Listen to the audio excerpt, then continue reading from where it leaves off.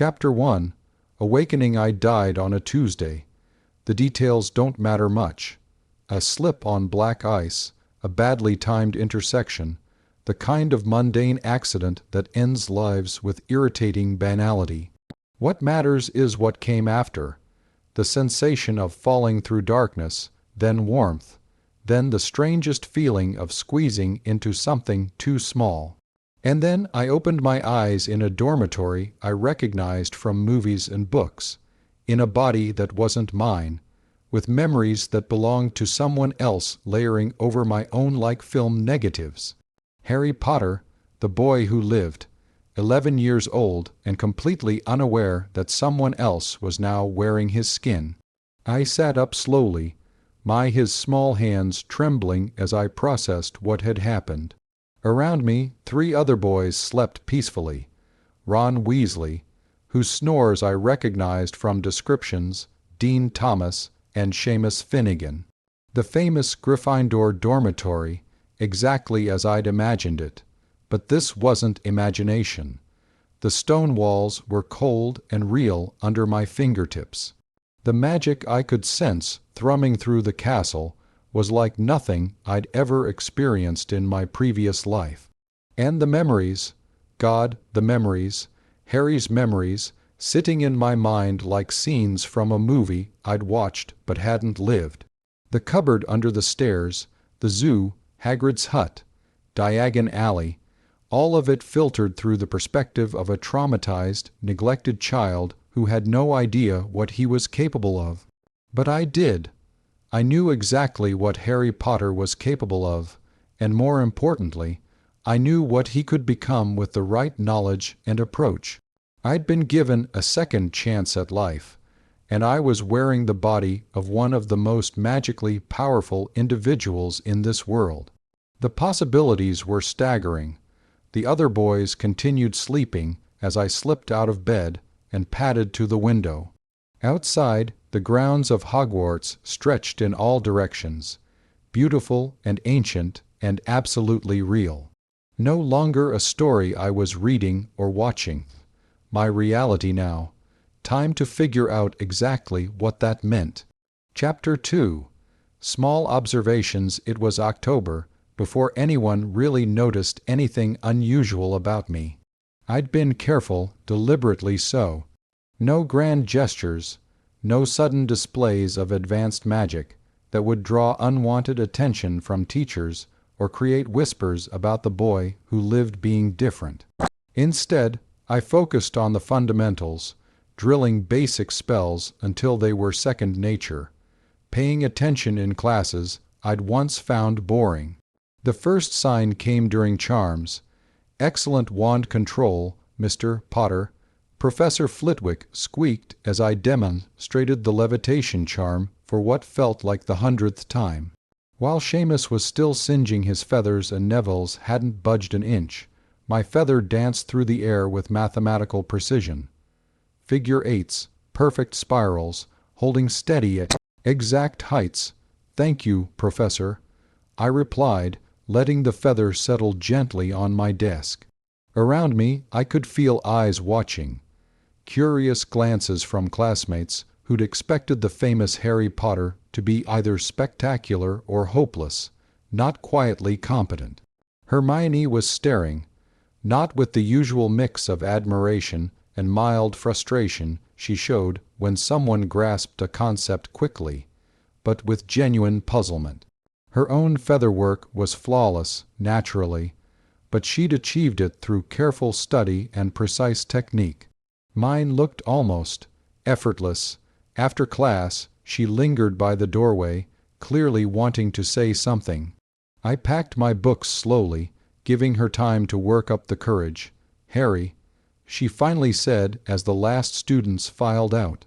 "Could I ask you something?" "Of course," I said, shouldering my bag and walking with her into the corridor. "How are you doing that?" she asked without preamble. "The precision, I mean. Most first years struggle with basic levitation for weeks, but you're making your feather perform aerial acrobatics." I considered my answer carefully. The truth, that I'd had years of practice in a timeline that no longer existed wasn't exactly an option. "I've been practicing," I said, which wasn't entirely a lie, "and I suppose I think about magic differently than most people." "How do you mean?" We'd reached the library, and I steered us toward an empty table near the back. "May I asked, gesturing to her textbook. She nodded, and I flipped to the chapter on Charm's theory. "Look at this," I said, pointing to a diagram showing wand movements. "The book tells you to swish and flick, but it doesn't explain why those movements work. It's like being told to turn a steering wheel without understanding that the car has wheels that need to rotate." Hermione leaned closer, her brow furrowing in concentration. "You're talking about the underlying principles." "Exactly. Magic isn't just about memorizing incantations and wand movements. There are patterns, mathematical relationships, energy flows. Once you understand those—" I shrugged. "The spells become predictable, controllable." For a long moment she said nothing, just stared at the textbook with an expression I couldn't quite read. Then she looked up at me, brown eyes bright with something that might have been excitement. Would you be willing to study together sometime? I think I'd like to learn more about these patterns you mentioned." I smiled, feeling something warm settle in my chest. This was how it should start, not with grand gestures or strategic manipulation, but with a shared love of learning. "I'd like that." Chapter 3. First threads. November arrived with the first frost, and with it, the first real sign that my presence was changing things in ways I hadn't expected. It started small, as most meaningful changes do. "Potter," Draco called out after defense against the dark arts, his voice lacking its usual sneer. "A word." I glanced around. The other Slytherins had already left, and most of the Gryffindors were filing out behind them. Hermione caught my eye and raised an eyebrow questioningly. I nodded to let her know I was fine, and she reluctantly followed Ron out the door. "What can I do for you, Malfoy?" I asked, genuinely curious. In my memories of the original timeline, Draco had never approached me privately. Our interactions had been limited to public posturing and mutual antagonism. He shifted uncomfortably, a crack in his usual aristocratic composure. "That thing you did in class today, with the boggart." "Ah." Quirrell had brought in a boggart for demonstration purposes, and when it had shifted to face me, it hadn't become a Dementor as it once had. Instead, it had become something else entirely. A vision of stagnation, of watching the wizarding world crumble because no one was willing to think beyond the way things had always been done. I'd banished it with a simple ridiculous, imagining the vision dressed in comedy robes and stumbling over its own feet. But I suspected Draco had seen something in my face during those few seconds of confrontation. "What about it?" I asked carefully. "You looked—" He paused, searching for words. "Frustrated, not afraid. Frustrated. Like the boggart was showing you something personally offensive rather than something that scared you." Perceptive. I'd underestimated him. Maybe it was. I said slowly, "What's your point?" "My point is that you're not what I expected. Father always said you'd be either a weapon for the light or a symbol for people to rally behind. But you're not either of those things, are you?" I studied his face, looking for signs of a trap. Instead, I found genuine curiosity and perhaps something else, disappointment. "Disillusionment. What am I, then?" I asked. "In your opinion, you're someone who sees problems that need solving." His voice was quiet, almost hesitant. "And I think I'd like to learn how to see them too." Chapter 3. Building foundations. By November, word of my innovations had begun to spread. It started small. A modified quill that could write in multiple colors based on the user's emotional state, enchanted bookmarks that could summarize the last paragraph you'd read, a compass that pointed to whatever you'd lost most recently. Potter, came Draco's drawling voice as I worked on my latest project in an unused classroom. Heard you've been playing Inventor. I didn't look up from the delicate runic arrays I was etching. Just solving problems, Malfoy. You wouldn't understand. He stepped closer, and I could hear the curiosity beneath his usual sneer.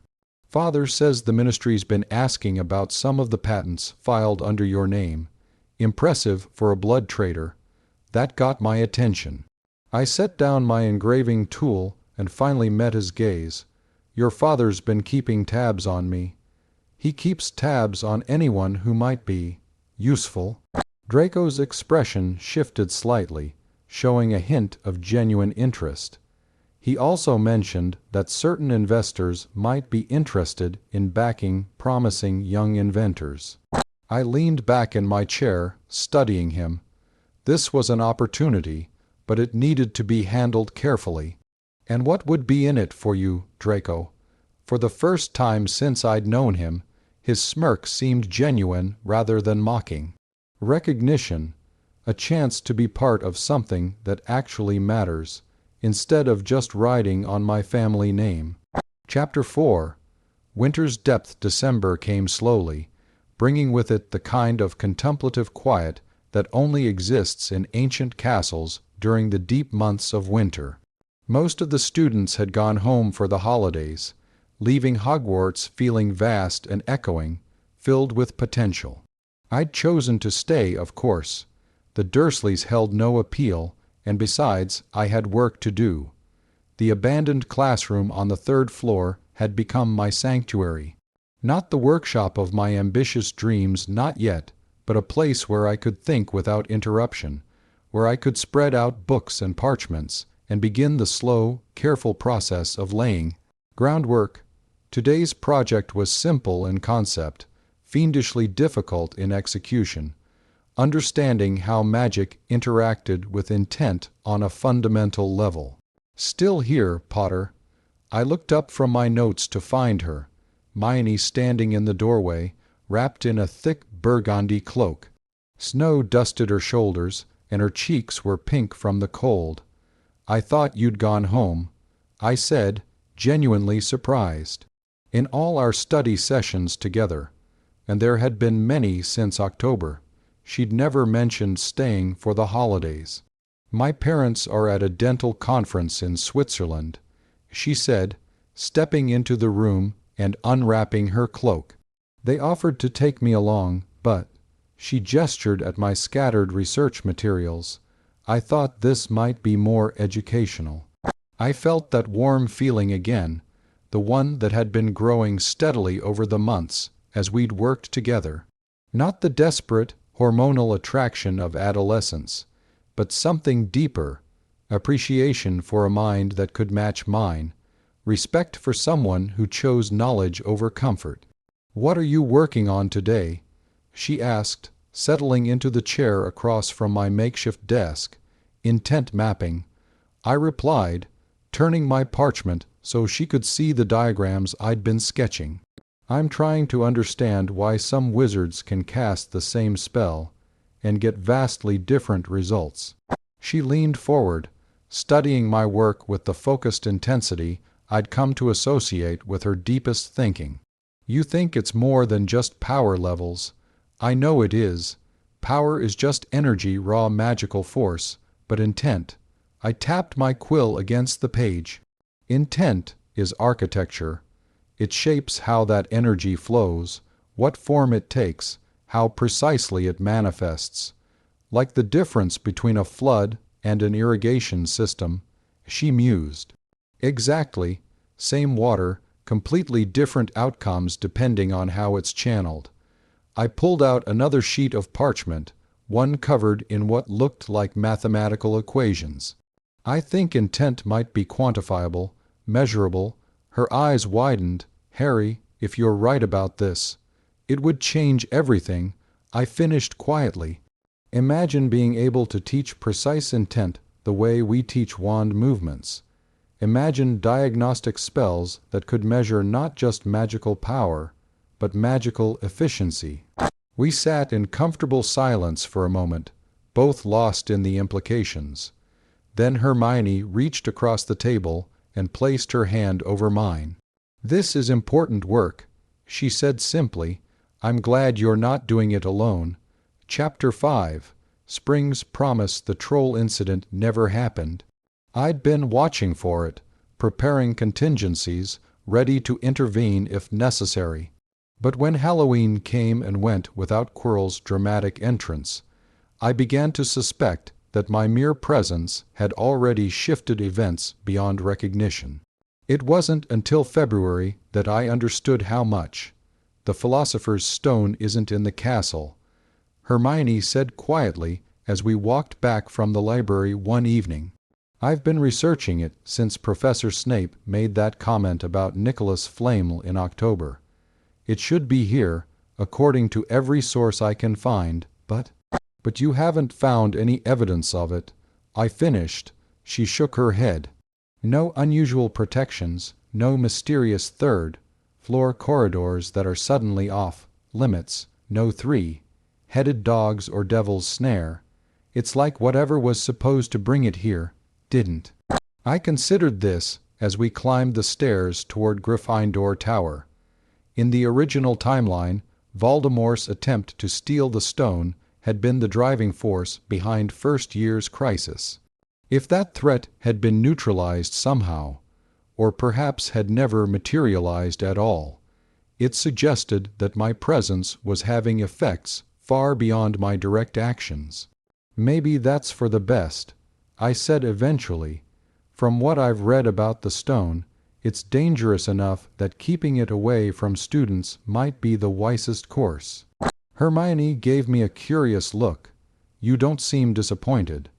Most boys our age would be excited about the prospect of finding a legendary magical artifact." "I'm interested in creating legendary magical artifacts," I replied, "not hunting for ones that already exist." She smiled at that, the expression soft and knowing. Over the months, she'd become familiar with my particular brand of ambition. Not the desire for fame or power, but the drive to build something new, something better. "Speaking of which," she said, pulling a small wrapped package from her bag, "I made something for you." I took the package, surprised. It was light, roughly rectangular, wrapped in brown paper and tied with string. "What's the occasion?" "No occasion. I just thought you might find it useful." Inside was a notebook, but not an ordinary one. The leather cover was inscribed with runes I recognized as preservation and organization charms. When I opened it, the pages were blank, but I could sense the magic woven into the paper itself. "It's charmed to organize your thoughts automatically," Hermione explained, watching my face carefully. "Write down ideas, theories, observations, and it will sort them by topic, cross-reference related concepts, even suggest connections you might not have noticed." I ran my fingers over the first page, feeling the subtle magic respond to my touch. This wasn't just a gift. It was a tool designed specifically for the way my mind worked, created by someone who understood both my methods and my goals. "Hermione," I said softly, looking up to meet her eyes, "this is extraordinary."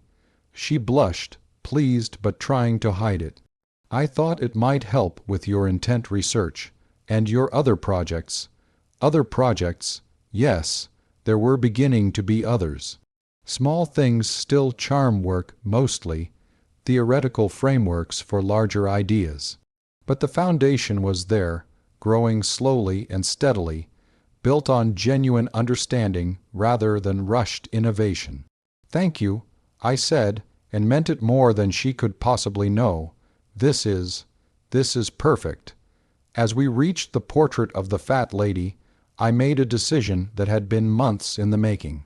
"Hermione, would you like to be partners? Not just study partners, but research partners, collaborators?" She turned to look at me, her expression serious. "You mean that?" "I do. I think we work well together.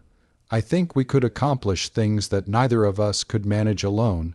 She was quiet for a long moment, considering.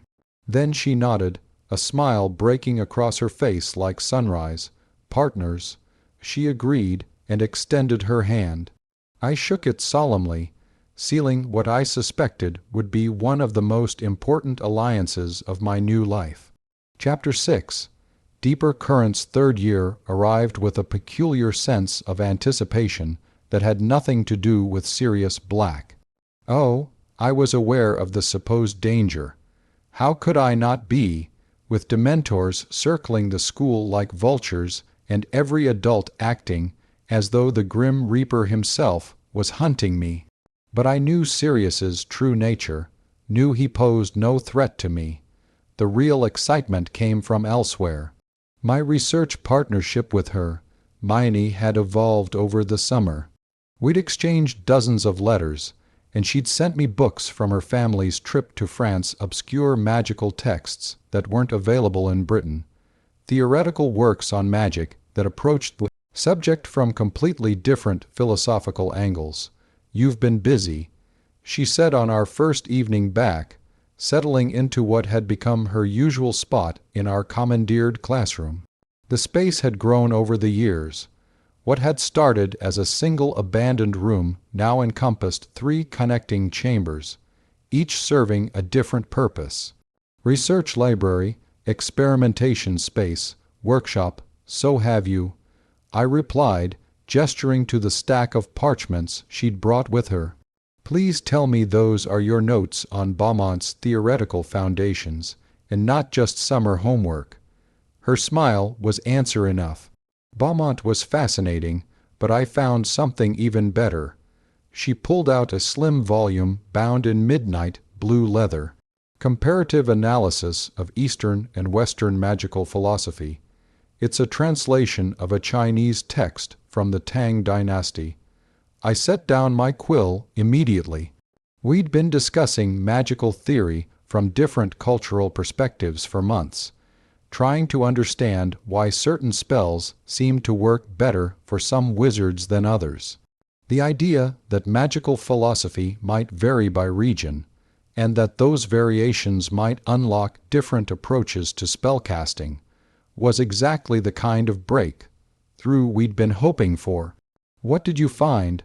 I asked, pulling my chair closer to hers.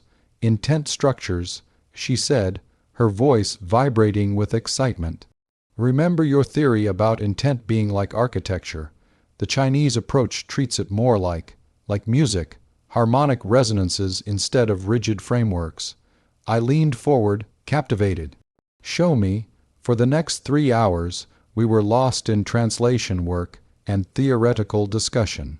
The Chinese approach to magic was fundamentally different from the Western tradition, less concerned with controlling magical energy and more focused on harmonizing with it. It was elegant, subtle, and completely revolutionary. "If this works," I said eventually, rubbing my tired eyes, "it could explain why some wizards seem to have an intuitive grasp of magic while others have to force it." "Not just that," Hermione added, her hair escaping from its braid as she gestured enthusiastically. "It could mean that Western magical education has been approaching everything backwards. Instead of imposing our will on magic, we should be learning to work with its natural patterns." I looked at her, really looked. Somewhere during our months of collaboration, she'd changed, still brilliant, still driven, but there was a confidence now that hadn't been there in first year. She spoke about magical theory with the assurance of someone who'd found her calling, and when she got excited about a new concept, her whole face lit up with an inner fire that was honestly breathtaking. "Hermione," I said softly, and something in my voice made her look up from the text. "This is incredible work. You're incredible." She blushed, but didn't look away. "We're incredible. Together, I mean, we make a good team." "Yes," I agreed, and felt the truth of it settle into my bones. "We do." Chapter 7. Recognition. The first letter arrived in November. I was in the Great Hall, picking at my breakfast while reading a particularly dense treatise on magical resonance theory, when an unfamiliar owl dropped a cream-colored envelope beside my plate. The paper was expensive, heavy stock with a subtle watermark, and the seal bore the crest of the Department of Mysteries. "What's that?" Ron asked around a mouthful of eggs. "Official correspondence," I replied, carefully opening the envelope. Inside was a single sheet of parchment, written in precise handwriting. "Mr. Potter, your recent research submissions to the Journal of Theoretical Thaumaturgy have come to our attention. We would be interested in discussing your work at your earliest convenience. Yours in scholarship, Unspeakable A. Clearwater Department of Mysteries." I read the letter twice, then set it down carefully beside my plate. The Journal of Theoretical Thaumaturgy was the most prestigious academic publication in the wizarding world. I'd submitted 3 papers over the past year, one on intent mapping, one on magical efficiency optimization, and one on cross-cultural approaches to spellcasting, all published under the name H. Potter, with Hogwarts listed as my institutional affiliation. Apparently, someone had been paying attention. "Well," Hermione prompted from across the table. She'd been watching my face as I read, and had clearly recognized the signs of significant news. "The Department of Mysteries wants to meet with me," I said quietly, "about my research." Her fork clattered to her plate. "Harry, that's extraordinary. The Department of Mysteries doesn't correspond with anyone, let alone students." "What research?" Ron asked, looking confused. "You mean your homework?" I exchanged a glance with her. "Hermione, we'd been careful not to make a big deal of our work around our dormmates, partly for security and partly because it was easier to focus without constant interruptions. But apparently our discretion had been so effective that our closest friends had no idea we'd been publishing academic papers. "I've been doing some independent study," I said carefully. "Theoretical work, mostly. Nothing dangerous. Independent study that's caught the attention of the most secretive department in the ministry," Hermione added, her voice filled with pride and perhaps a touch of concern. "Harry, you realize what this means, don't you?" I did, though I wasn't sure I was ready for it. Recognition was one thing. I'd been prepared for my work to eventually gain notice in academic circles. But the Department of Mysteries wasn't just any academic institution. They were the people who studied the deepest mysteries of magic, the phenomena that other wizards couldn't or wouldn't touch. If they were interested in my research, it meant I was onto something bigger than I'd realized. Chapter 8. Conversations in Shadows. The meeting was arranged for a Saturday afternoon in December. Not at the ministry. That would have drawn too much attention, but in a private study room at the Leaky Cauldron, warded for privacy and magical containment. Unspeakable Clearwater turned out to be a woman in her 40s with steel gray hair and eyes that seemed to see more than they should. She was waiting when I arrived, seated at a small table with a pot of tea and a stack of what I recognized as my published papers. "Mr. Potter," she said, rising to shake my hand, "thank you for agreeing to meet. Please sit." I settled into the chair across from her, trying to project more confidence than I felt. This was important, potentially life-changing, and I couldn't afford to mess it up by acting like a nervous 13-year-old. "Your work has been quite illuminating," she continued, pouring tea for both of us, "particularly your paper on magical efficiency optimization. Tell me, where did you develop these theories?" "Independent research," I replied. Chapter 12. Preparation and Revelation. June brought an intensity to our work that bordered on obsession. The symposium was scheduled for late August, which gave us barely 3 months to prepare a presentation worthy of the international magical community's attention. Our usual study sessions stretched into marathon research binges that lasted well past midnight, fueled by endless pots of coffee and the kind of focused energy that comes from knowing you're on the verge of something momentous. The resonance equations are solid, Hermione said, looking up from a table covered in parchments, magical instruments, and the remains of our dinner. But we need practical demonstrations. Theory is impressive, but the symposium audience will want to see real-world applications. I nodded, twirling my wand between my fingers as I thought. We'd been working on this problem for weeks.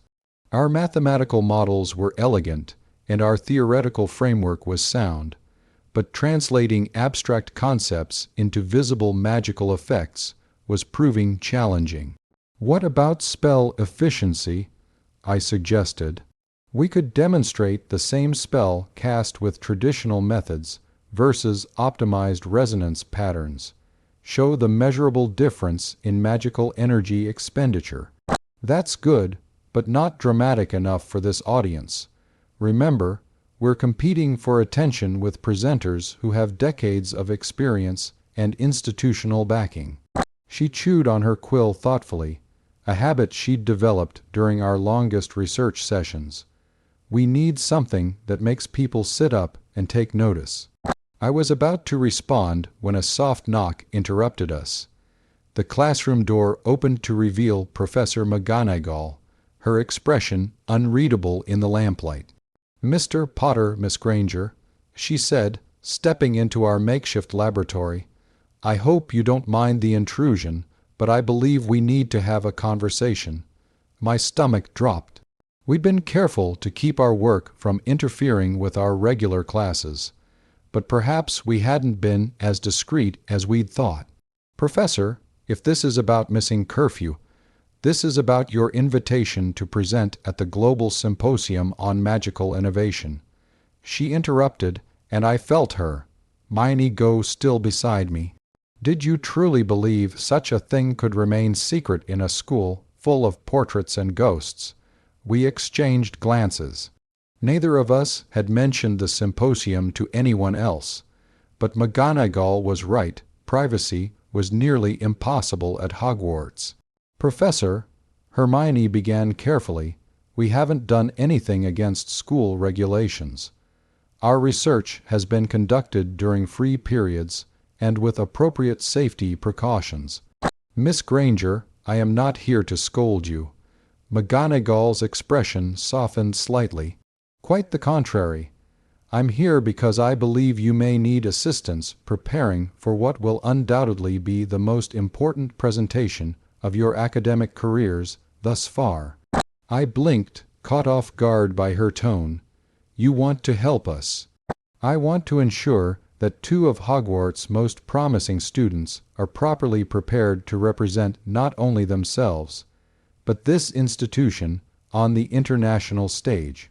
She moved further into the room, examining our research materials with obvious interest. "The work you've been doing is extraordinary, revolutionary even, but research excellence and presentation skills are two entirely different competencies." She was right, and we both knew it.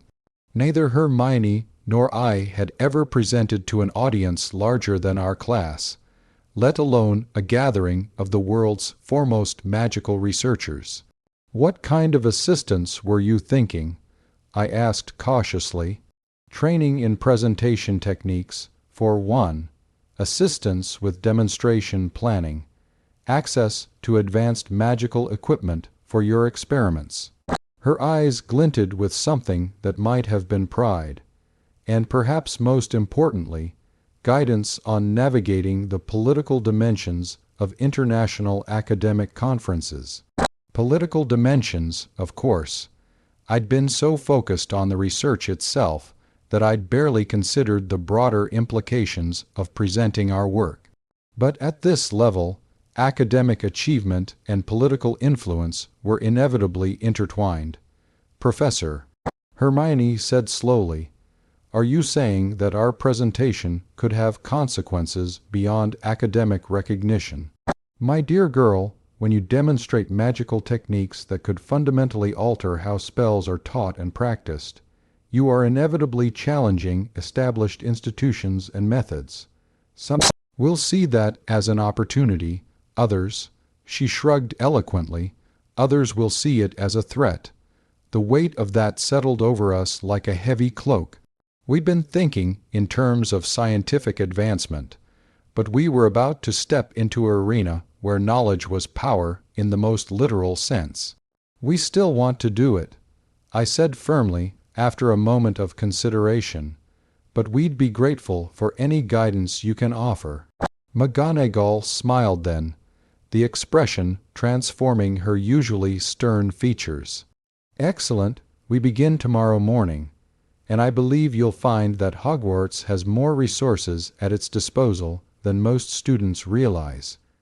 Chapter 13. Allies and Adversaries. July brought visitors to Hogwarts, and with them, complications I hadn't anticipated. The first was Professor Flitwick, who arrived one morning with a trunk full of precision instruments for measuring magical resonance.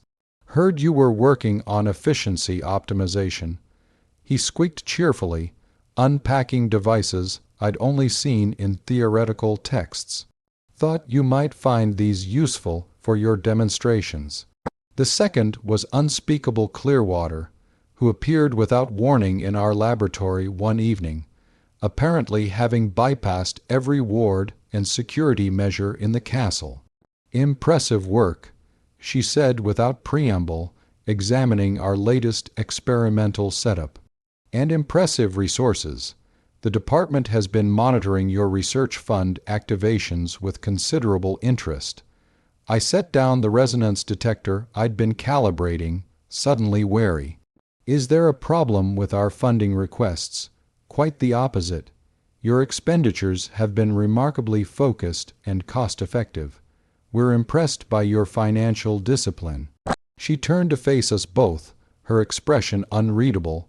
However, we are concerned about certain attention your upcoming presentation may attract. Hermione and I exchanged glances. What kind of attention? She asked. The profitable kind. Your resonance optimization techniques have commercial applications that certain parties find very interesting. Wand manufacturers, particularly, but also potion suppliers, enchantment specialists, and magical education providers. The implications hit me like a physical blow. Of course, our research would have commercial value. More efficient spells meant lower costs for magical services, improved educational outcomes, enhanced product effectiveness. In the right hands, our work could generate enormous profits, and the problem with that is, I asked carefully, the problem is that some of those interested parties have close ties to individuals who would prefer to control rather than collaborate with promising young researchers. Her tone remained neutral, but there was something in her eyes that suggested warning. The department would hate to see important research compromised by undue influence. Are you offering protection? Hermione asked bluntly. I'm offering information, and perhaps, if circumstances warrant, guidance on how to maintain your independence while navigating increasingly complex waters. Clearwater pulled out a small crystal pendant and set it on our work table. This will allow you to contact the department directly if you encounter situations that seem beyond your ability to handle alone. After she left, Hermione and I sat in silence for several minutes, processing what we'd learned. We're not just researchers anymore, she said finally. We're assets, valuable ones, yes, I agreed grimly, which means we need to be very careful about who we trust and what commitments we make. She picked up the crystal pendant, turning it over in her hands. Harry, are you having second thoughts about the symposium? I considered the question seriously. The safe choice would be to withdraw, to return to quiet research and gradual publication in academic journals. But safety had never been my goal.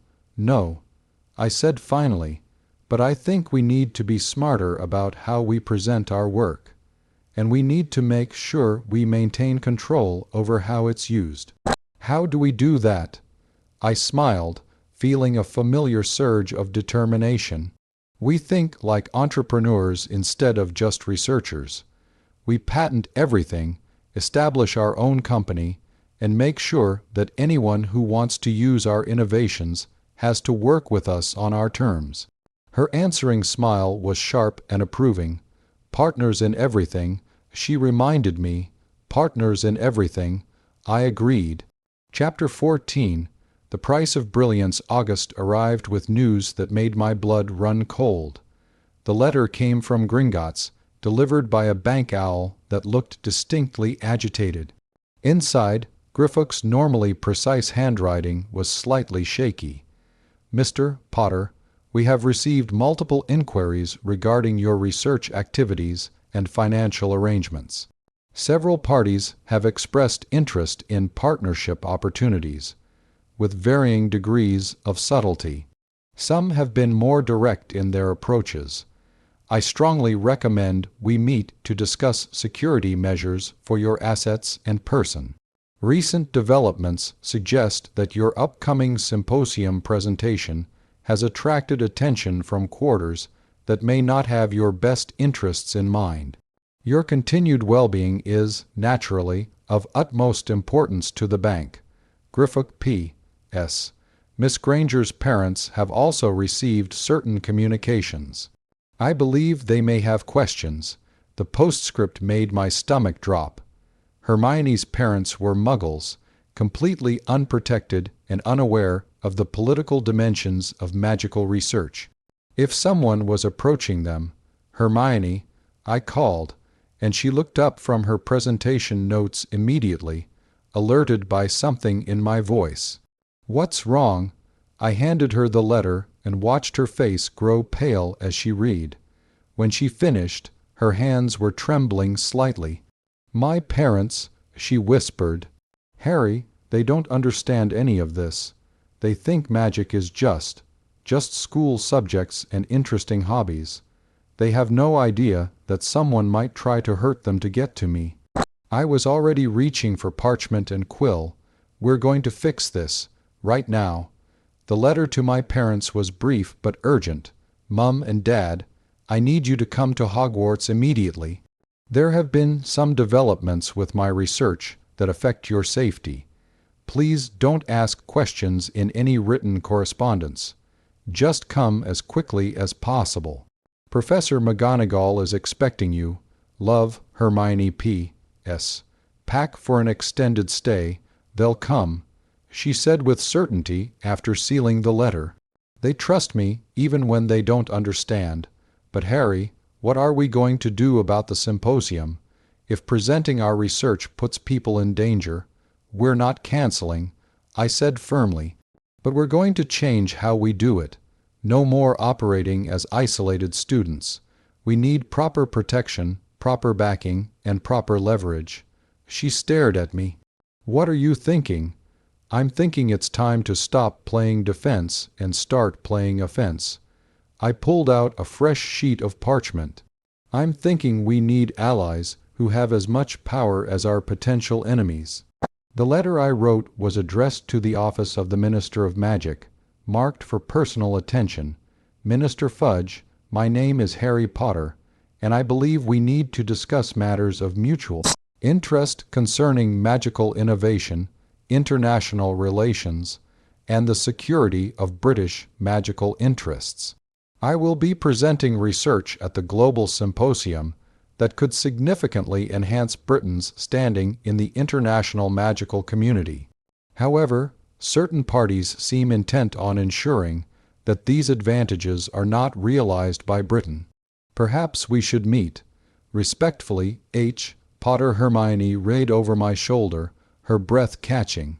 "Harry, you're playing politics now, with the Minister of Magic." "Yes," I said, sealing the letter with wax.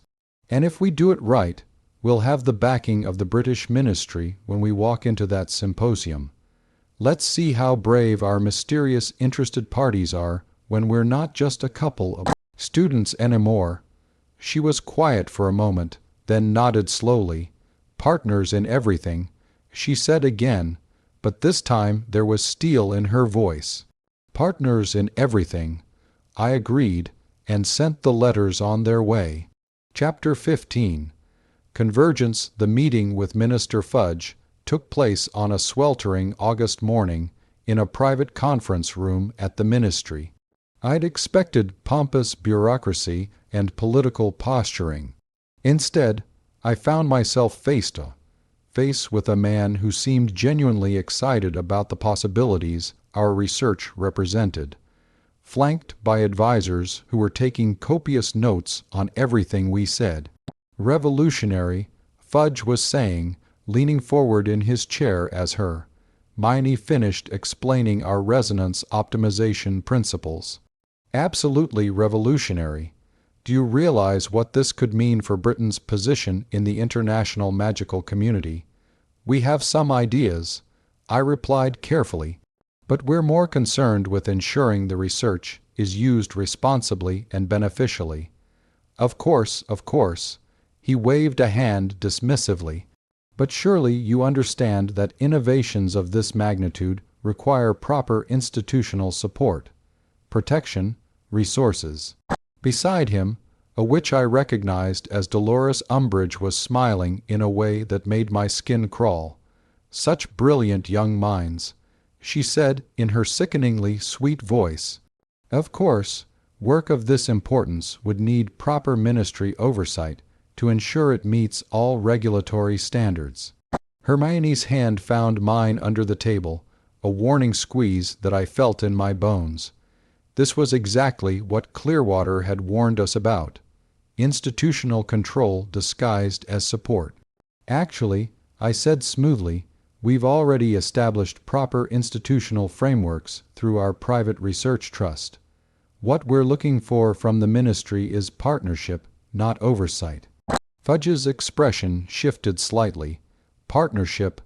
Britain benefits from having this research developed by British citizens," Hermione added, her voice perfectly professional. "But we retain control over our intellectual property and its applications. Any partnerships would need to respect those boundaries." The room went quiet for a moment. Then Fudge leaned back in his chair, studying us with new interest. "You're not just brilliant researchers," he said slowly. "You're thinking like business people, like politicians even. We're thinking like people who want to maintain control over our life's work," I corrected. "The question is whether the ministry sees that as an asset or a threat." "Asset," he said immediately. "Definitely an asset. British innovation, British control, British advantage. Yes, I think we can work with that." Umbridge's smile had frozen on her face, but she said nothing. "Excellent," I replied.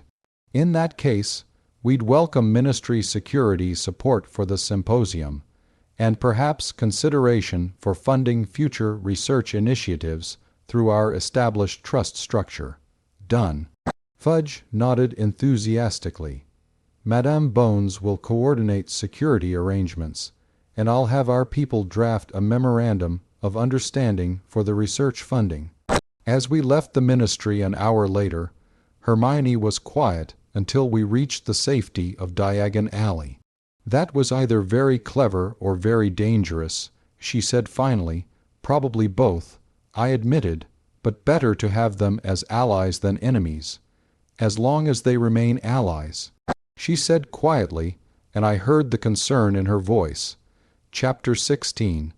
Geneva. Calling the Geneva International Magical Center was more impressive than I'd imagined. Built into the Swiss mountainside, the conference facility was a marvel of magical architecture, soaring crystal spires that channeled natural magical currents, research laboratories equipped with instruments I'd only dreamed of, and an amphitheater that could accommodate 1,000 attendees while ensuring perfect acoustics for every seat. Nervous, Hermione asked as we stood in the presenter's preparation room, reviewing our notes one final time. Terrified, I admitted, but ready, she smiled, straightening my dress robes with practiced efficiency. Somewhere along the way, she'd developed an almost maternal ability to manage the practical details that I tended to overlook when focused on research. "You look like a proper academic. So do you." And she did, confident, poised, every inch the brilliant researcher she'd become. The shy, insecure girl from first year had been replaced by someone who commanded attention simply by walking into a room. A knock at the door interrupted my thoughts. "Mr. Potter, Miss Granger, it's time."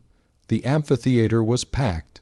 As we walked onto the presentation platform, I could see faces I recognized from academic journals and magical newspapers scattered throughout the audience. The International Confederation's Research Council occupied the front row, their expressions ranging from curious to skeptical. "Ladies and gentlemen," the moderator announced, presenting on magical efficiency optimization through resonance harmonics, Mr. Harry Potter and Miss Hermione Granger of Britain. The next 45 minutes passed in a blur of equations, demonstrations, and questions that challenged every aspect of our research. But Hermione and I had prepared for this, had drilled every concept, and anticipated every possible objection. We moved through our presentation like dancers following familiar choreography, building our argument layer by careful layer. The breakthrough moment came during our live demonstration. Using a volunteer from the audience, a skeptical French researcher who specialized in traditional spell theory, we showed how our optimization techniques could improve spell efficiency by an average of 30% while reducing magical energy expenditure by nearly half. The amphitheater went dead silent. Then someone in the back began clapping, and within moments the entire audience was on their feet, applauding with the kind of enthusiasm reserved for truly groundbreaking discoveries. "Questions?" the moderator asked when the applause finally died down. The first hand up belonged to a stern-faced wizard in the front row. "Professor Clearwater from the British Department of Mysteries. Mr. Potter, Miss Granger, your work suggests that traditional magical education has been fundamentally flawed for centuries.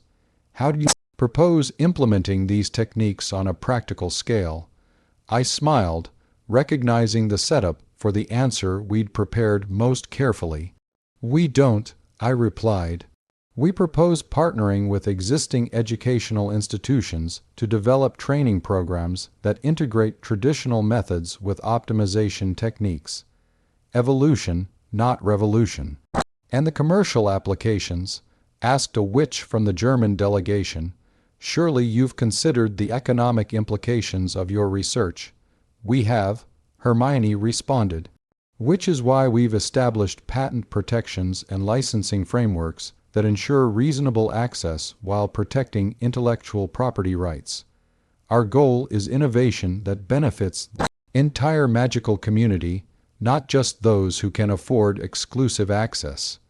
More questions followed, technical inquiries, requests for collaboration, offers of funding and resources.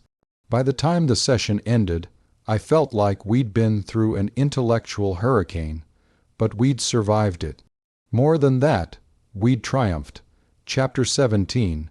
After the storm, the reception following our presentation was unlike anything I'd ever experienced. Within minutes of leaving the amphitheater, we were surrounded by a crowd of researchers, investors, government officials, and journalists, all wanting to discuss our work, propose collaborations, or simply introduce themselves. The attention was overwhelming and exhilarating in equal measure. "Mr. Potter, Miss Granger," a cultured voice called out, and I turned to see an elegant witch in expensive robes approaching through the crowd. "Apolline Delacre, French Department of Magical Research. Your presentation was extraordinary." "Thank you," Hermione replied, her professional smile firmly in place. "We're always happy to discuss the research with interested colleagues." "Oh, I'm more than interested," Delacour said, her accent adding music to her words. "I'm proposing a formal collaboration between our departments. The applications of your work in advanced magical theory could revolutionize how we approach spell development." Before I could respond, another voice interrupted. "I'm afraid the British Ministry has first claim on any collaborative arrangements," said a familiar figure, Kingsley Shacklebolt, whom I recognized as one of Fudge's senior advisors. The polite smile on Delacour's face sharpened slightly. "How interesting. I wasn't aware that the British Ministry owned the intellectual property rights to independent research conducted by private citizens." The temperature in our little corner of the reception seemed to drop several degrees. Around us, conversations slowed as people sensed the developing confrontation. "Of course not," Shacklebolt replied smoothly. "But surely Mr. Potter and Miss Granger recognize the value of maintaining strong relationships with their home government." I felt Hermione tense beside me, and realized this was exactly the kind of situation Clearwater had warned us about. Our success had made us valuable, and valuable assets attracted competing claims. "Actually," I said, stepping forward slightly, "we recognize the value of maintaining independence while building mutually beneficial partnerships with all interested parties. Our research trust is designed specifically to facilitate collaboration without compromising autonomy." "Trust." Delacour's eyebrows rose with interest. "The Potter Innovation Trust," Hermione explained. "A private institution dedicated to funding magical research and development. We're always open to discussing partnerships with qualified organizations, regardless of nationality." I caught Shacklebolt slight frown and realized we'd just publicly established our independence from ministry control. It was a bold move, but necessary. How refreshing! Delacour smiled, and this time the expression was genuinely warm. "Perhaps we could arrange a more detailed discussion. I have some fascinating theoretical frameworks you might find interesting." "We'd be delighted," I replied. "In fact, we're planning to expand our research program significantly over the next year. International collaboration is exactly what we're hoping to develop." As the conversation continued, I felt a familiar warm hand slip into mine. Hermione, offering support and solidarity as we navigated these new and treacherous waters together. "Partners in everything, indeed,"